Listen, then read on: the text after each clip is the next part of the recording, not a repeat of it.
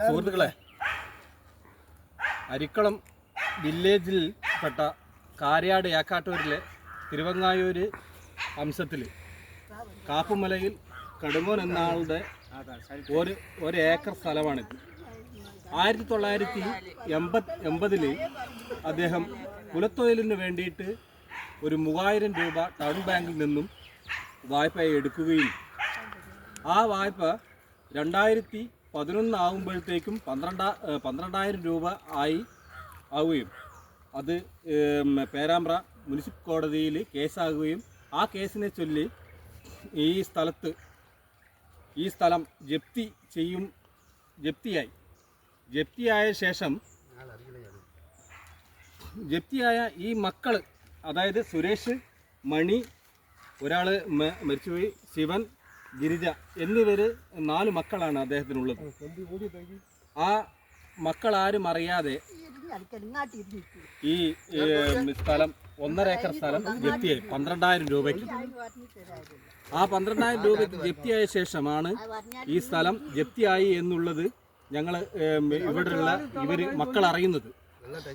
അത് കഴിഞ്ഞ് ഈ ജപ്തി എടുത്ത ആള്, അതായത് പിള്ളപ്പരുവണ്ണ വാഴയിൽ രാധാകൃഷ്ണനാണ് ഈ ജപ്തി ചെയ്ത് എടുത്ത ആള്.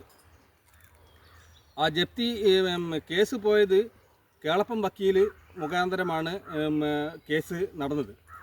ആ കേസ് നടന്നപ്പോൾ ഞാനും എൻ്റെ അളിയനും കൂടെ വക്കീലെ കണ്ട് സംസാരിക്കാൻ പോയപ്പോൾ വക്കീൽ ഞങ്ങളെ ഹാർട്ട് ചെയ്യുകയാണ് ചെയ്തത്. വളരെ മോശമായി ഞങ്ങളോട് പെരുമാറി. അതുപോലെ തന്നെ അത് കഴിഞ്ഞ് 2011 ഇവിടെ നിറച്ചു തെങ്ങായിരുന്നു. 10-20 വർഷത്തെ പ്രായമുള്ള തെങ്ങ് കംപ്ലീറ്റ് മുറിച്ച് മാറ്റി അവർ. അതും പിന്നെ ഒരു 500-600 തേങ്ങ പറിക്കുന്ന തെങ്ങായിരുന്നു മുഴുവൻ ഈ പറമ്പിൽ. അതുപോലെ തന്നെ കശുമാവ് എന്ന് പറഞ്ഞാൽ ഒരു 9,000 രൂപയ്ക്ക് വർഷം കശുവണ്ടി കിട്ടുന്ന സ്ഥലമായിരുന്നു.